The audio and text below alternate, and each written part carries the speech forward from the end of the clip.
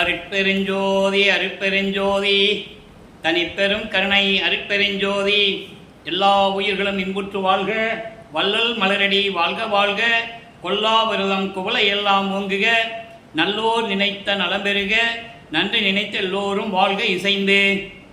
உலக மக்களே, அறிவார்ந்த அன்பர்களே, ஆண்மைநேய ஒருமைப்பாடுடைய அன்பர்களே, வல்லப்பமான நமக்கு அருளிய திருவூர்பாவிலிருந்து வல்லப்பமானவர்கள் ஒரு தாயின் வழியாக இந்த பூலோகத்திற்கு வருவிக்க உற்று 33 ஆண்டுகள் சென்னையில் இருந்த காலகட்டத்திலும் சரி, அதன் பிறகு 18 ஆண்டுகள் கருங்குழியிலும் தர்மசாலையிலும் மேட்டுக்குப்பத்திலும் இருந்த காலகட்டங்களிலும் சரி, ஒவ்வொரு 8 ஆண்டுகளிலும் இறைவன் தன் மகனுக்கு எப்படி அருளை கொடுத்தார் என்பதை தான் திருவெட்பாவிலிருந்தே பார்த்து கொண்டிருக்கிறோம். இது இறைவனுடைய திருவிளையாடலினால் உருவானது. தன் மகனை ஏன் இந்த பூலோகத்திற்கு வருவிக்க செய்தார் என்ற நிலையையும் நாம் பார்த்து கொண்டிருக்கிறோம். ஏற்கனவே தோன்றிய பிரபஞ்சத்தில் தோன்றிய 4 யுகங்களிலுமே கிரேத யுகம், திரேத யுகம், துவார யுகம், கலியுகம், இந்த 4 யுகங்களிலுமே தோன்றிய சமயங்களும் மதங்களும் மார்க்கங்களும் முடிவடைந்த நிலையில் இப்போ நம்ம சதுர யுகத்தில் சக்தி யுகம், ஒளி யுகம் என்று கூறுவார் பிள்ளை பெருமானவர்கள். இந்த உலகத்தில் இந்த யுகத்தில் வாழ்ந்து கொண்டிருக்கின்ற மக்கள் எல்லாம் சுத்த சன்மார்க்கத்தில் இணைந்து சுத்த சன்மார்க்கத்தில் பயணித்து மரணமில்லா பெருவாழ்வில் இருக்க வேண்டும் என்பதற்காகவே பிள்ளை பெருமானவர்கள் இந்த பூலோகத்திற்கு வருவிக்க உற்றார். அப்படி வருவிக்க உற்ற இடம் சிதம்பரம் அருகிலே மருதூர் என்ற கிராமத்திலே ராமையா பிள்ளை சின்னையம்மையர்களுடைய இல்லற வாழ்க்கையில் மகனாக வருவிக்க உற்றார். அதன் பிறகு அந்த ஒரு தாயின் கருவறையில் இருக்கும்போது இறைவனுடைய திருவிளையாடல் எப்படியெல்லாம் நடந்தது என்பதையும், அதன் பிறகு சிதம்பரத்திலே 5 மாத குழந்தையாக இருக்கும்போது அங்கே தனது தந்தை எப்படி தன்னுடைய சுய ரூபத்தை வெட்ட வெளியாக காட்டினார் என்பதையும் தெளிவாக பார்த்துவிட்டோம். அதன் பிறகு ராமையா பிள்ளை அவர்கள் காலமான உடனே சின்னையம்மையார் அவர்கள் இந்த 5 குழந்தைகளையும், ஏற்கனவே அவர்களுக்கு பிறந்த குழந்தைகள் 4 பேர், உலகியலிலே அவர்களுக்கு பிறந்த குழந்தைகள் 4 பேர், 2 ஆண் பிள்ளைகள், 2 பெண் பிள்ளைகள். இவர் 5ஆவதாக இறைவனுடைய மகனாக வருவிக்க உற்றவர் என்பதை ஏற்கனவே நாம் பார்த்து கொண்டிருக்கிறோம். அப்படி 5 குழந்தைகளையும் அழைத்து கொண்டு பொன்னேரி அருகில் இருக்கின்ற சின்னக்காவனம் என்ற கிராமத்திற்கு அழைத்து செல்லுகிறார்கள். அங்கே சில காரணங்களால் இருக்க முடியவில்லை, சென்னையில் வந்து குடியேறுகிறார்கள்.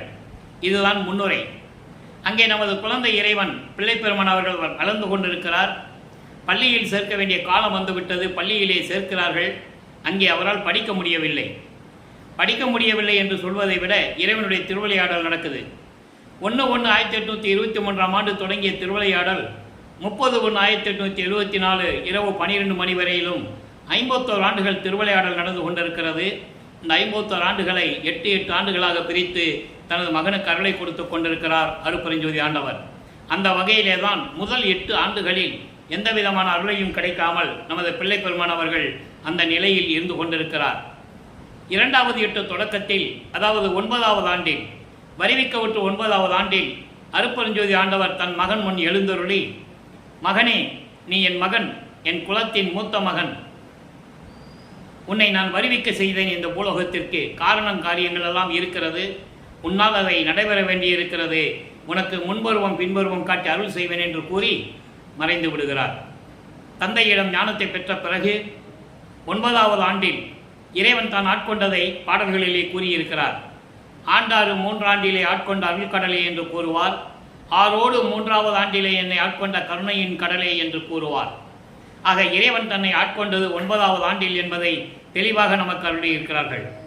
அதன் பிறகு 9வது ஆண்டில் ஞானத்தை பெற்ற பிறகு இவர் பாடல் பாடுகின்ற ஆற்றலை பெற்றுக்கொள்ளுகிறார்.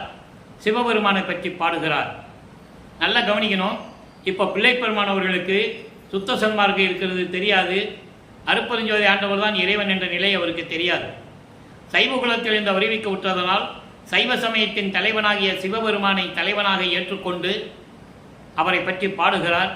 1ஆம் திருமுறை உருவாகிறது. 8 பதிகங்கள், 712 பாடல்கள். இந்த 8 பதிகங்களிலே திருவருள் முறையீடு, வடிவுடை மாணிக்கமாலை என்ற பாடல்களிலே அருட்பெருஞ்சோதி ஆண்டவருடைய திருவிளையாடல் என்ற பதிகத்திலே நாம் ஏற்கனவே பார்த்து விட்டோம். இப்போ பதிகம் 4 சிவனேச வெண்பா என்ற பதிகத்தில் இருக்கின்ற பாடல்களை நாம் பார்த்து கொண்டிருக்கிறோம். சிவனேச வெண்பா மொத்தம் 100 பாடல்களை கொண்டது. இதுவரை 72 பாடல்களை நாம் பார்த்திருக்கிறோம். இப்போ 73வது பாடல். பாடலை நல்லா கவனிங்க. இப்போ சிவபெருமான், சைவ சமயத்தின் தலைவன் தான் சிவபெருமான் தான் இறைவன் என்ற நிலையில் இருந்து கொண்டிருக்கிறார். சைவ சமயத்தின் அடையாளமாகிய திருநூரை பூசிக் கொண்டிருக்கிறார். உத்தராட்சமணியை மாட்டிக்கொண்டு நமச்சிவாயா, சிவாய நமா, ஓம் சிவாயா என்று சொல்லி இறைவனை வேண்டிக் கொண்டிருக்கிறார். பாடலை பாருங்க. இப்போ வல்லப்பமானவர்கள் 9வது ஆண்டிலிருந்து 12 ஆண்டுகளுக்குள் இருந்து கொண்டிருக்கிறார். தீக்குணத்தார் யாவரும் என் சீடர் எனில் என்னுடைய தீக்குணத்தின் எல்லை எவர் தேர்கித்தார், எவர் தேர்கிப்பார். தேர்கிப்பார் என்பது யார் சொல்லுவார்கள், யார் சொல்லுவார்கள், யார் தெரிவிப்பார்கள் என்ற ஒரு பொருள். ஊக்கமிகு நல்லோருக்கு அளிக்கும் நதிசடையாய் எற்கு, எற்கு என்பது எனக்கு, எற்கு அருளில் எல்லோருக்கும் ஐயம் உறவாமே. இது பாடல். அதாவது தீய குணங்கள் கொண்டவர்கள் எல்லோருமே என் சீடர்கள் என்றால் என்னுடைய தீ குணத்தினுடைய எல்லை என்ன, எல்லை என்ன அளவு உடையது? அது அந்த அளவில் இருக்கின்ற என்னுடைய நிலை இப்போது இருந்து கொண்டிருக்கிறது. என் சீடர்கள் எல்லாம், சீடர்கள் என்பது எனக்கு தெரிந்தவர்கள், என்னோடு இருக்கின்றவர்கள் எல்லாம் தீ குணம் உடையவர்கள் என்றால் அப்போ என்னுடைய தீய குணங்களுடைய எல்லை என்னவாக இருக்கும் என்று யார் சொல்லுவார்கள்?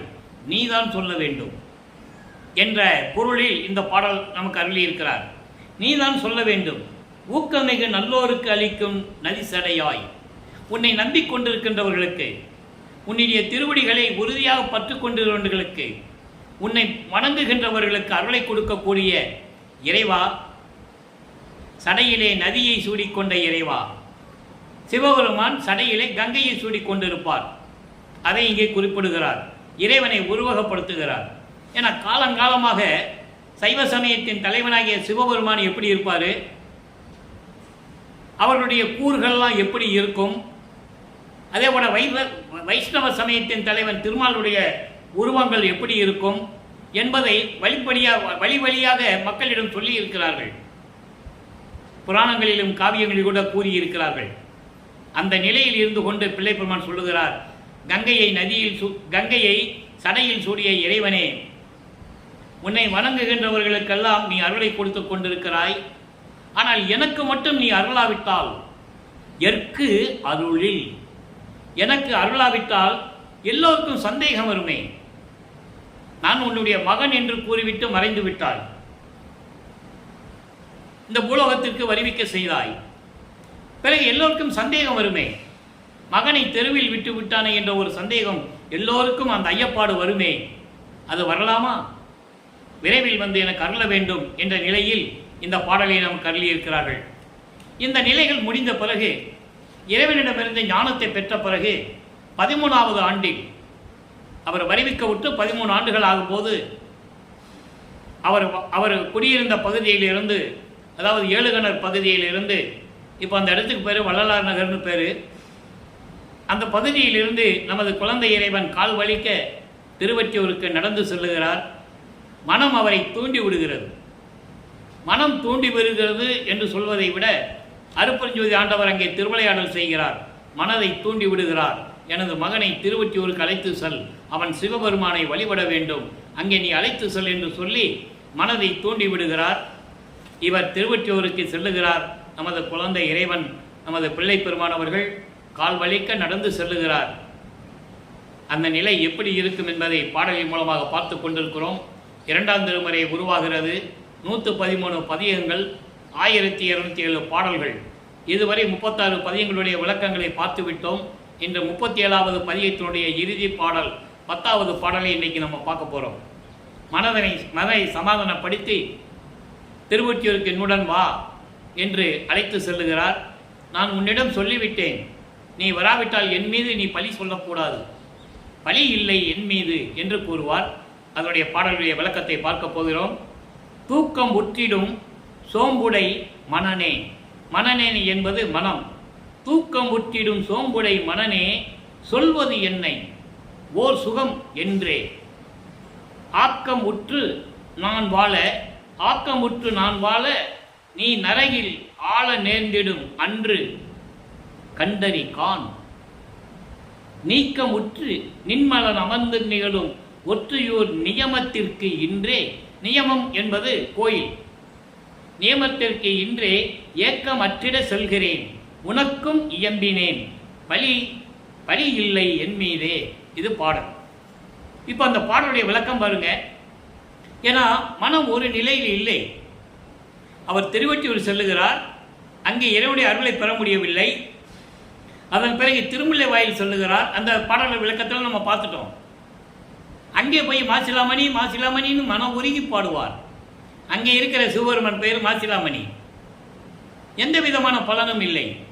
அதன் பிறகும் கால் வலிக்க நடந்து திருவள்ளித்தாயம் சொல்லுகிறார். அங்கேயும் எந்த விதமான பலனும் இல்லை. என்னை இந்த பூலோகத்துக்கு வருவைக்கு செய்துவிட்டு தெருவில் விட்டு விட்டாயே என்று இந்த உலக மக்கள் உன் மீது பழி சுமத்துவார்கள், இழிவாக பேசுவார்களே. அந்த பழி சொல்லுக்கும் இழி சொல்லுக்கும் ஆகாமல் விரைவில் வந்து என்னை ஆட்கொண்டு அருள வேண்டும் என்று எல்லாம் சிவபெருமானை வேண்டுவார். எந்த விதமான பலனும் இல்லை. அதன் பிறகு திருவொற்றியூரிலே நிரந்தரமாக இருக்கிறார். அந்த பாடலை பாருங்க. அதாவது தூக்கத்தோடு சோம்பலும் உடைய மனமே, தூக்கம் மட்டும் இல்லை, சோம்பேறித்தனமாகவும் இருக்கிற, தூக்கத்தோடு சோம்பலும் உடைய மனமே, இதுதான் சுகம் என்று நீ எப்படி சொல்லுவாய்? தூங்குறதும் சோம்பேறித்தனமாக இருந்துவிட்டு எந்த வேலையும் செய்யாமல் இருக்கிறதும் இதுதான் சுகம் என்று நீ எப்படி சொல்லுவாய்? மனதிடம் பேசுகிறார். அப்போ இந்த நிலையில் எப்படி நீ சொல்லுவாய்? இறைவனிடம் நான் அருளை பெற்று சுகமாக வாழ, இறைவனிடம் நான் அருளை பெற்று நான் மட்டும் சுகமாக வாழ நீ நரகத்தில் விழ நேரிடும். நரகத்தில் விழ நேரிடும் என்பது நீ துன்பத்தில் இருந்து கொண்டிருப்பாய். நான் இறைவனை வேண்டி அருளை பெற்றுக் கொண்டால் நான் சுகமாக வாழ்வேன். ஆனால் நீ துன்பங்களை அனுபவித்துக் கொண்டிருப்பாய். நரகம் என்று சொல்லுகிறார். துன்பத்தில் அனுபவித்துக் கொண்டிருக்கிறாய். அதுதான், அது எப்போ உனக்கு தெரியும்? அது எப்போ தெரியும்? இறைவனை வேண்டி அருளை பெற்றுக் கொண்டால்தான் சுகம் கிடைக்கும். இல்லை என்றால் உனக்கு துன்பங்கள் தான் நேரிடும். இந்த நேரத்தில் இருக்கும்போது அழியாமல் நிரந்தரமாக மலங்கள் நீங்கிய இறைவன், அதான் நின்மலன் என்று சொல்லுகிறார். அற்புதமாக இருக்கும். இங்கே சிவபெருமானை நின்மலன் என்று கூறுகிறார். 6ஆம் திருமுறையிலே அருட்பெருஞ்சோதி ஆண்டவரை அமலன் என்று கூறுவார், நிமலன் என்று கூறுவார், விமலன் என்று கூறுவார். இதெல்லாம் மலங்கள் நீங்கிய இறைவன். ஆணவம், கண்மம், மாயை, மாமாயை, துரோதை போன்ற 5 கொடிய மலங்களை நீங்கிய இறைவன். அப்படி மலங்கள் நீங்கிய இறைவன் அமர்ந்திருக்கக்கூடிய திருவொற்றியூர் கோயிலுக்கு இன்று நான் செல்லுகிறேன். ஏனென்றால் என்னுடைய துயரங்களையும் துன்பங்களையும் எல்லாம் நீக்க வேண்டும் என்று இறைவனை வேண்டி அவனை பற்றி புகழ்ந்து பாடி நான் எல்லாவற்றையும் பெற்றுக்கொள்ளப் போகிறேன். துன்பங்களையும் துயரங்களையும் நீக்க வேண்டும், எல்லா இன்பங்களும் என்னை வந்து சேர வேண்டும் என்ற நிலையில் இருந்து கொண்டு இறைவனை வேண்டி வணங்கி நான் எல்லாவற்றையும், எல்லா இன்பங்களையும் சுகங்களையும் நான் பெற்றுக்கொள்ளப் போகிறேன். உன்னிடமும் சொல்லிவிட்டேன், என்னுடன் வா. நீ வரவில்லை என்றால் பழி என் மீது இல்லை, நீதான் அனுபவிக்க வேண்டும். தூங்குறதையும் சோம்பலாக இருப்பதையுமே சுகம் என்று நீ நினைத்து கொண்டிருக்கிறாய். அப்படி அல்ல. போக போகதான் உனக்கு தெரியும் அதனுடைய துன்பங்கள் துயரங்கள் என்னவென்று. ஆகையால் என்னுடன் வா, திருவொற்றியூருக்கு வா, இறைவனிடம் வேண்டுவோம், எல்லா சுகங்களையும் பெற்றுக்கொள்ளலாம் என்ற நிலையில் இந்த பாடலை நமக்கு அருளியிருக்கிறார்கள். இப்போ வல்லப்பமானவர்கள் இந்த பாடலை நமக்கு அருளும் போது அவர் 16 ஆண்டுகளுக்குள் இருந்து கொண்டிருக்கிறார். 2ஆம் திருமுறை முடியும் போது அவர் 16வது ஆண்டை நிறைவு செய்கிறார். அதாவது 2வது எட்டை நிறைவு செய்கிறார். இன்னும் நம்ம நிறைய பதியங்கள் பார்க்க வேண்டியிருக்கு. இப்போ 37 பதியம் தான் முடிஞ்சிருக்கு. 113ல் 37 தான் முடிஞ்சிருக்கு. நீ எத்தனை இருக்கு? நீ 76 பதியங்கள் இருக்கு. அற்புதமான பாடல்கள் எல்லாம் உண்டு.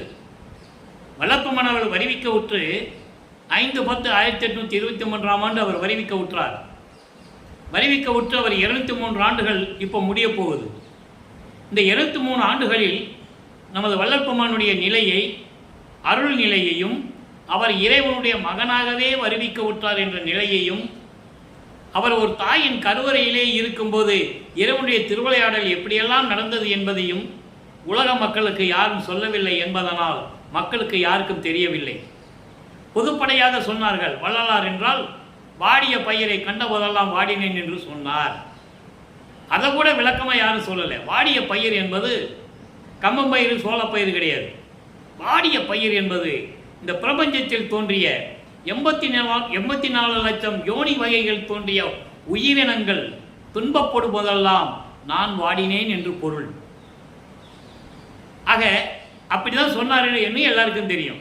பசிக்கு சோறு போட சொன்னாருன்னு சொன்னாங்க இல்லையா? அதெல்லாம் உண்மைதான். ஆனால் அவர் யார்? அவர் ஏன் இந்த பூலோகத்துக்கு வருவிக்க விட்டார்? எப்படியெல்லாம் திருவிளையாடல் நடந்தது என்ற நிலையை உலக மக்களுக்கு யாரும் சொல்லவில்லை.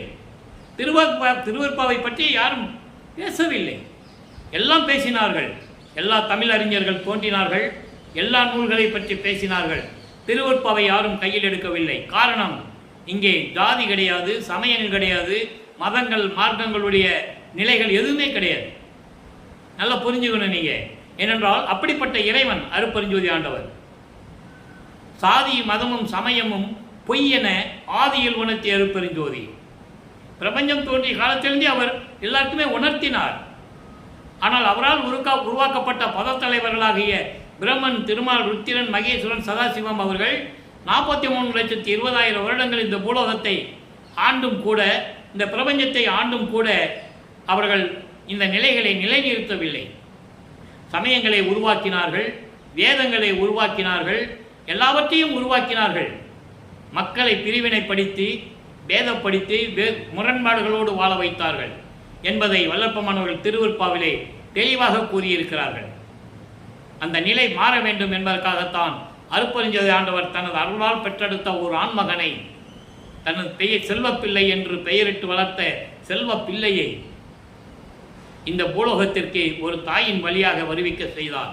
ஒரு தாயின் கருவறையிலே 9 ஆண்டுகள் 4 நாட்கள் இருக்க வைத்து, அதன் பிறகு இந்த பூலோகத்திற்கு வருவிக்க செய்து, 33 ஆண்டுகள் சென்னையிலே இருக்க செய்து, சமயங்கள் மதங்கள் மார்க்கங்கள் கூறப்பட்ட நெறிமுறைகளை பின்பற்ற செய்து, அதன் பிறகு தன் மகனுக்கு திருமணத்தை முடித்து வைத்து, எவ்வளவு திருவிளையாடல் நடந்தது தெரியுமா?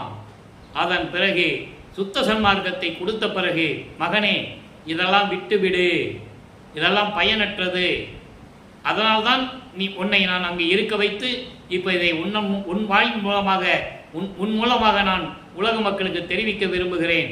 இதெல்லாம் பயனற்றது என்று சொல்லிவிடு, உனக்கு சுத்த சன்மார்க்கத்தை தரப்போகிறேன். சுத்த சன்மார்க்க நெறிகளை உலக மக்களிடம் சொல்லி உலக மக்களை எல்லாம் ஒன்றாக இணைத்து உலக மக்கள் எல்லாம் மரணமில்லா பெருவழியில் வாழ வேண்டும் என்ற நிலையை நீ உருவாக்க வேண்டும்.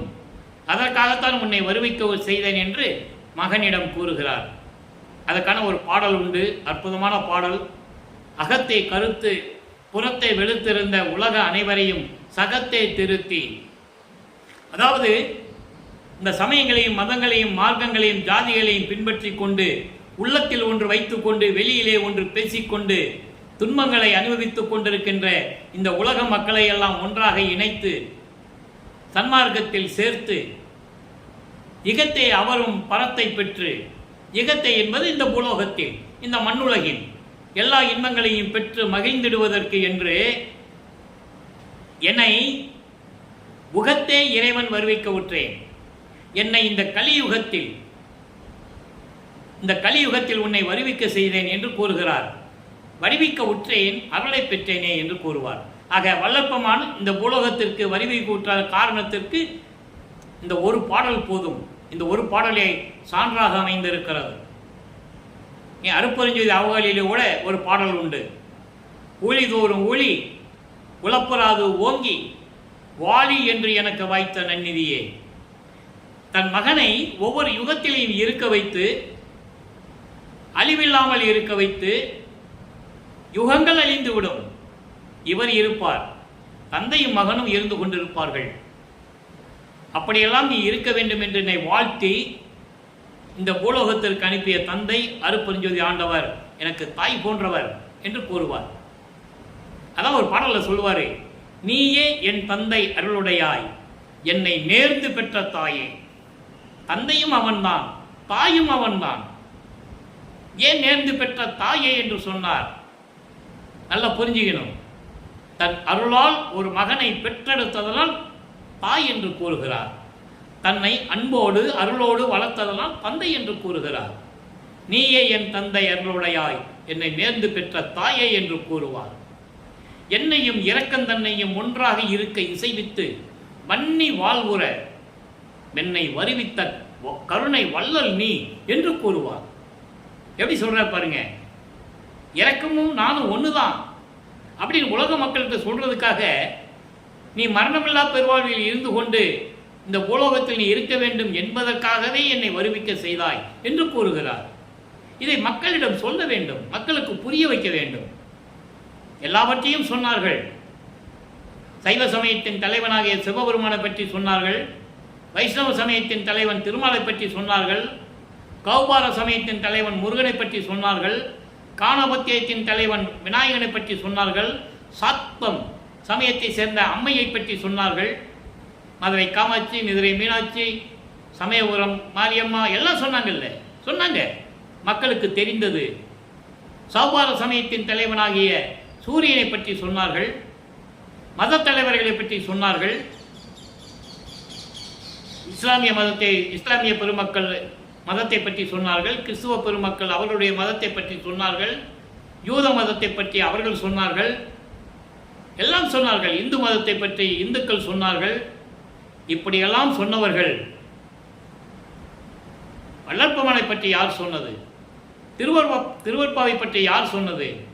யாருமே சொல்லவில்லை என்பதுதான் யதார்த்தமான உண்மை. அதுதான் சத்தியம். ஆக இந்த நிலையில் இருக்கும்போது இவர் 6ஆம் திருமுறையிலே தன் தந்தையிடம் சுத்த சன்மார்க்கத்தை பெற்ற பிறகு 6ஆம் திருமுறையிலே 116வது பதிகம் ஆடேடி பந்து என்ற பதிகத்திலே 10வது பாடல். எப்படி 2ஆம் திருமுறையிலே சமயங்களையும் மதங்களையும் மார்க்கங்களையும் சார்ந்து இருந்தபோது சிவபெருமானை வழிபட்டாரோ, அதன் பிறகு இது தேவையில்லை உலக மக்களுக்கு, அதில் ஒன்றுமே இல்லை என்று மக்களிடம் சொன்னாரோ, அப்போ சுத்த சன்மார்க்கத்தின் தலைவனை பற்றி சொல்லணும்ல, அதை இங்கே சொல்லுகிறார். ஆடேடி பந்து என்பது 2 தோழிகள் பந்து விளையாடுவது போல உலக மக்களுக்கு சொல்லுகிறார். தோழியிடம் சொல்லுவது போல உலக மக்களுக்கு சொல்லுகிறார். அங்கே என்ன நான் பாடல் இருக்குன்னா, உண்மையான இறைவன் யார், அந்த இறைவனுடைய மகன்தான் இவர், எப்படியெல்லாம் அருளை பெற்றுக் கொண்டார் என்று உலக மக்களுக்கு கூறுகிறார். துதி செய்யும் முத்தரும் சித்தரும் காண சுத்த சன்மார்க்கத்தில் உத்தம ஞான பதி செய்யும் சித்திகள் பற்பலவாக பாரிடை வானிடை பற்பல காலம் விதி செய்ய பெற்றனன். அண்டர்லைன். இந்த ஒரே வரி தான் இது, ஒரே பொருள் கொடுற வரி. விதி செய்ய பெற்றனன் இன்று தொட்டு என்றும் மெய்யருள் ஜோதியால் விளைவிப்பன். அண்டர்லைன். நீ அவ்வதிசயம் பார்க்கலாம் ஆடேடி பந்து, அருப்பெருஞ்சோதி கண்டு ஆடேடி பந்து. தோழியிடம் சொல்லுவது போல உலக மக்களுக்கு சொல்லுகிறார். பாலுடைய விளக்கம் பாருங்க. துதி செய்யும் முத்தரும் சித்தரும் காண, தவங்கள் இருக்கின்ற முத்தர்களும் சித்தர்களும் எல்லாம் பார்க்கும்படி. எல்லாம் கவனிக்கணும். ஏன்னா சமயங்களையும் மதங்களையும் மார்க்கங்களையும் சேர்ந்த தவம் இருந்தவர்கள் எல்லாம் முத்தர்களும்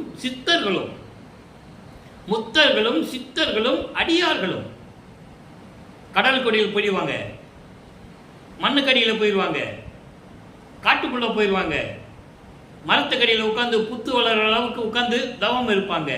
அப்படி தவம் செய்கின்ற முத்தர்களும் சித்தர்களும் பார்க்கும்படி அதிசயமாக பார்க்கிறார்கள். எப்படி?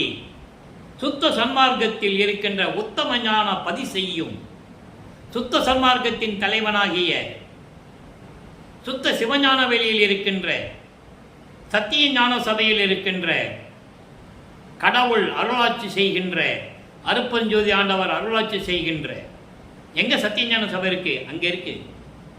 அங்க மக்களால் போக முடியாதுன்னா அதே சத்தியஞான சபையை வடலூரிலே நிறுவியது நமது பிள்ளை பெருமானவர்கள். அப்போ அப்படிப்பட்ட இறைவன் செய்யக்கூடிய சித்திகள் எவ்வளவோ இருக்குது. அத்தனை சித்திகளையும் நான் பெற்றுக்கொண்டு பாரிடைனா இந்த மண்ணுலகில், வானிடை விண்ணுலகில் மண்ணுலகிலும் விண்ணுலகிலும் பற்பல காலம், பல காலங்கள், யுகங்களாக இனிமேல் நான் தான் அருளாட்சி செய்வேன். விதி செய்ய பெற்றனன் நான் தான் படைக்கப் போகிறேன். விதி என்பது படைப்பது, விதி என்பது படைப்பது. நான் தான் இனிமேல் இந்த பிரபஞ்சத்தை படைக்கப் போகிறேன். அதோடு மட்டுமல்ல, இன்று முதல் மெய் அருள் ஜோதியால், அருள் பெருஞ்சோதியினுடைய அருளால் இந்த பிரபஞ்சத்தை நான் இயக்குவேன், விளைவிப்பன். நான் தான் இயக்கப் போகிறேன். யார் சொன்னது? இந்த பிரபஞ்சத்தில் எத்தனையோ கோடி கோடியான முத்தர்களும் சித்தர்களும் அடியார்களும் எத்தனையோ பேர் தோன்றினார்கள், ரிஷிகளும் முனிவர்களும். யாராவது பிரபஞ்சத்தை நான் இயக்குகிறேன் என்று சொன்னார்களா? இல்லை. பிரம்மனும் திருமாலும் ருத்திரனும் மகேஸ்வரனும் சதாசிவமும் இந்த பதத்தலைவர்கள் சொன்னார்களா? இறைவனிட்ட கட்டளையை நான் செய்தேன் என்று கூறுவார்கள். நல்லா புரிஞ்சுக்கணும் நீங்க. இதெல்லாம் நிறைய உதாரணங்கள், நிறைய விளக்கங்கள், உண்மைகள், பிரபஞ்சத்தில் மறைக்கப்பட்ட உண்மைகள் திருவுற்பாவில் இருக்கிறது. பிரம்மனையும் திருமாலையும் இவங்களை உருவாக்கினது யார்? அருட்பெருஞ்சோதி ஆண்டவர். பிரம்மன், திருமால், ருத்திரன், மகேஸ்வரன், சதாசிவம் போன்ற பதத்தலைவர்களையும் இந்திரனையும் இவர்களை உருவாக்கியது யார்? அருட்பெருஞ்சோதி ஆண்டவர் என்பதை திருவுற்பாவிலே பாடல் உண்டு. சிருட்டி தலைவரே, சிருட்டி அண்டங்களை அருள் திரள் வகுத்த அருட்பெருஞ்சோதி. காவல் செய் தலைவரே, காவல் அண்டங்களை ஆவகை அமைத்த அருட்பெருஞ்சோதி. ஒவ்வொரு தலைவனுக்கும் எப்படி அண்டங்கள் படைத்த என்பது திருவருட்பா பாடலில் இருக்கு. யாரும் மறைக்க முடியாது, மறக்கவும் முடியாது. ஆக எல்லாத்தையும் படைத்தது அருட்பெருஞ்சாண்டவர். அவர் அந்த இறைவனுடைய சக்திகளை எல்லாம் நான் பெற்றுக்கொண்டு இந்த பூலோகத்தையும் விண்ணுலகத்தையும் நான் தான் அருட்பெருஞ்சோதியின் அருளால், என் தந்தை அருட்பெருஞ்சோதி ஆண்டவரின் அருளால் நான் தான் இந்த பிரபஞ்சத்தை இயக்குவேன். தெளிவாக சொல்லிட்டார். பிரபஞ்சத்தை இயக்குவேன். எப்பதிலிருந்து? 30/1/1874 இரவு 12 மணியிலிருந்து. அது வரைக்கும் சதாசிவனுடைய காலகட்டங்கள். முதலிலே பிரம்மன் இழந்து விட்டான், திருமால் பதவி காலம் இழந்து விட்டான், ருத்திரனும் மகேஸ்வரன் இழந்த பிறகு இறுதியாக சதாசிவத்தினுடைய இழக்கக்கூடிய அந்த காலகட்டங்களில் சொல்லுகிறார். 30/1/1874 இரவு 12 மணியிலிருந்து. அப்பதான் அவருடைய தந்தை மகனோடு 2 கலந்து கொள்ளுகிறார். இந்த நிகழ்ச்சி தான் சித்தி வளாகத்திலே நடந்தது. நான் ஏற்கனவே நிறைய விளக்கங்கள் 5 ஆண்டுகளாக சொல்லிக் கொண்டிருக்கிறேன். அருட்பெருஞ்சாண்டவர் தான் பிரிந்த சக்தியோடு மீண்டும் கூடுகிறார். இதுதான் கான்செப்ட், இதுதான் திருவருட்பாவினுடைய நோக்கம். பிரிந்த சக்தியோடு திரும்பி கூடிக்கொள்ளுகிறார். தனது சக்தியை மகனாக உருவாக்கி 51 ஆண்டுகள் இந்த பூலோகத்தில் உலாவ விடுகிறார்.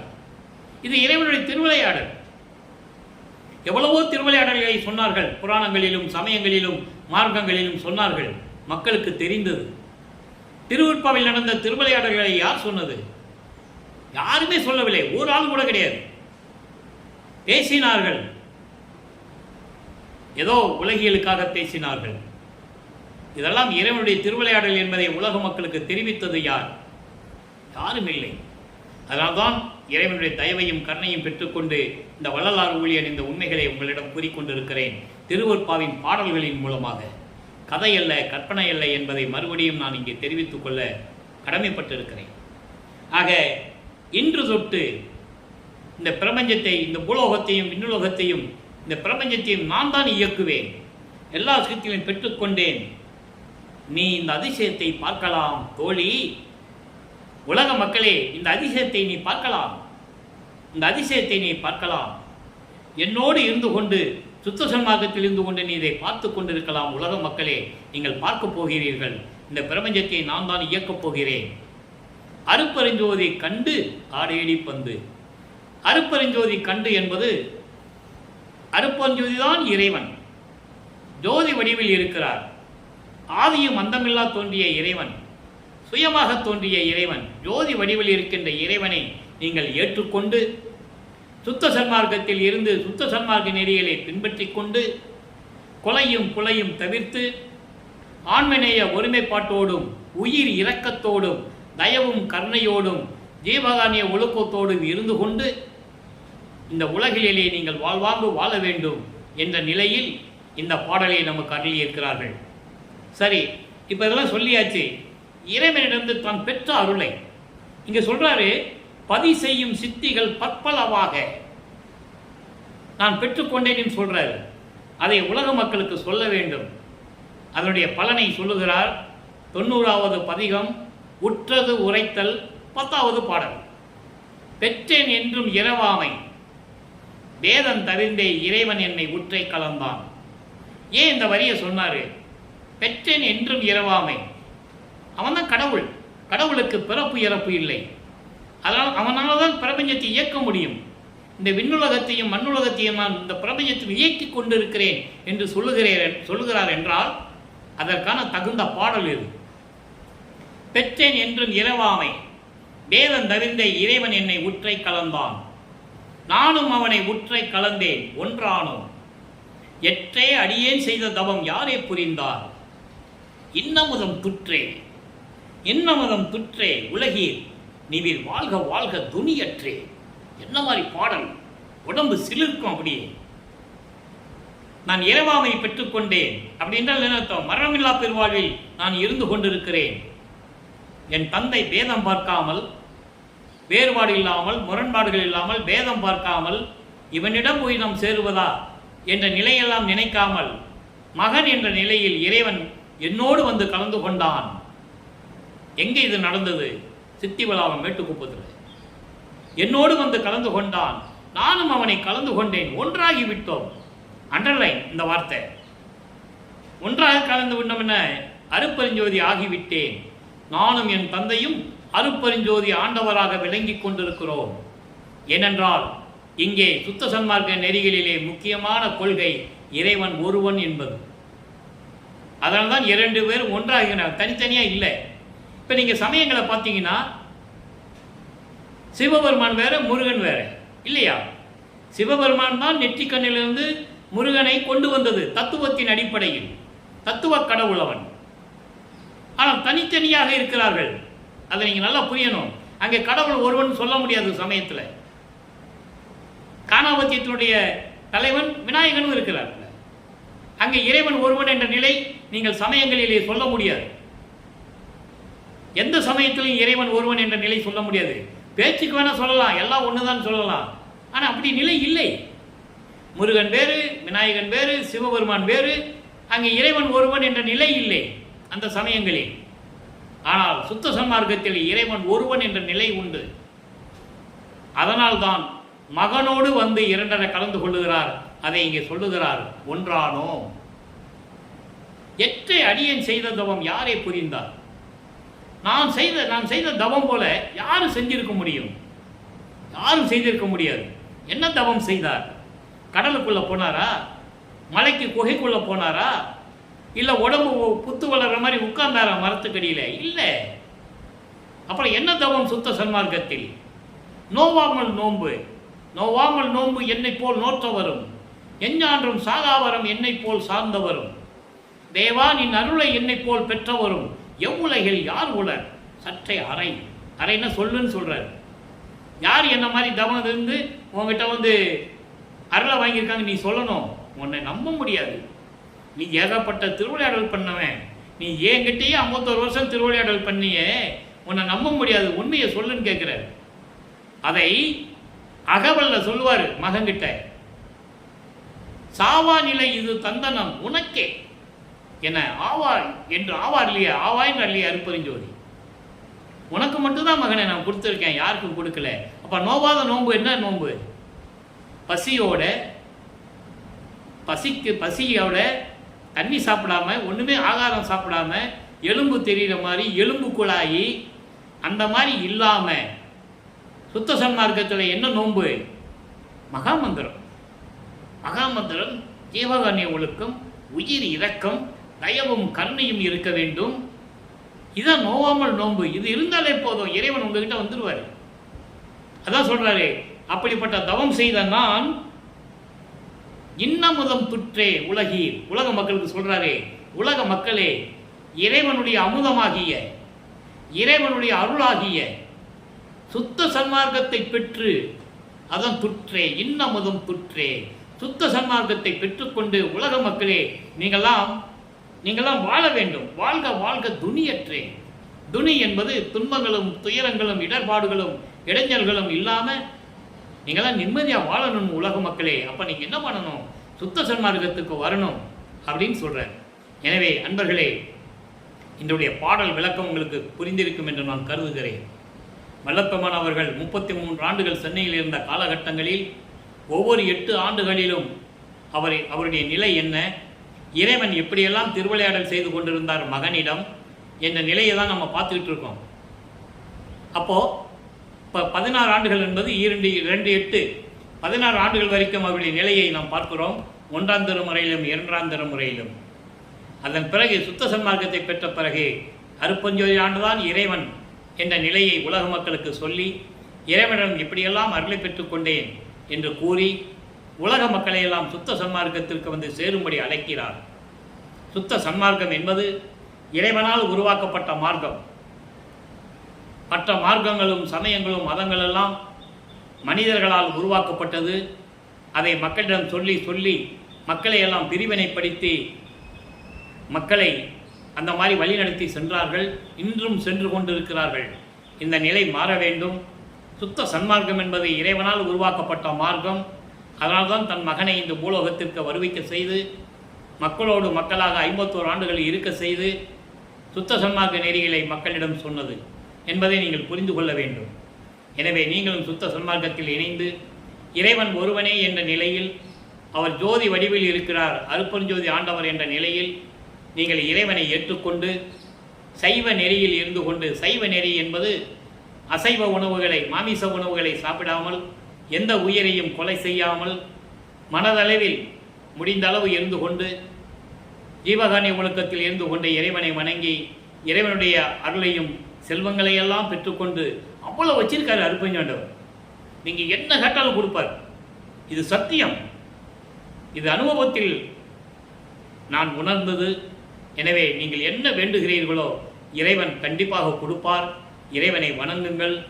அருப்பெருஞ்சோதி அருப்பெருஞ்சோதி தனிப்பெருங்கனை அருப்பெருஞ்சோதி மகாமந்திரத்தை சொல்லி இறைவனை வணங்கி இறைவனிடமிருந்து எல்லா செல்வங்களையும் பெற்றுக்கொண்டு நீங்கள் நோயற்ற வாழ்வில் மரணமில்லா பெருவாழ்வில் இந்த வையகத்தில் நீங்கள் வாழ்வாங்க வாழ வேண்டும் என்று இறைவனுடைய தயவோடையும் கருணையோடையும் இறைவன் ஆசி பெற்றவன் என்ற முறையில் இந்த வள்ளலார் ஊழியன் உங்களை வாழ்த்தி வணங்கி விடைபெறுகிறேன்.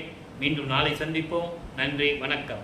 அருட்பெருஞ்சோதி அருட்பெருஞ்சோதி தனிப்பெரும் கருணை அருட்பெருஞ்சோதி. நாளையும் இறைவனுடைய விளக்கம் வரும். கண்டு மகிழ்ந்து இறைவன் அருளை பெற்றுக்கொள்ளுங்கள்.